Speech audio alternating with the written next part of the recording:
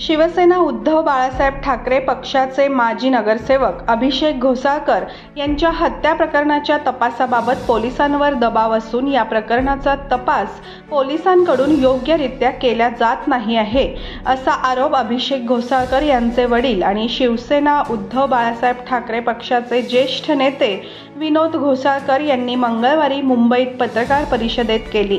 या संदर्भात पोलिसांना काही महत्त्वाचे सीसीटीव्ही फुटेज देऊनही त्या दिशेने तपास केला जात नसल्याची खंत व्यक्त करतानाच या प्रकरणाचा तपास सीबीआयकडे देण्याची मागणी घोसाळकर कुटुंबियांनी यावेळी केली आहे।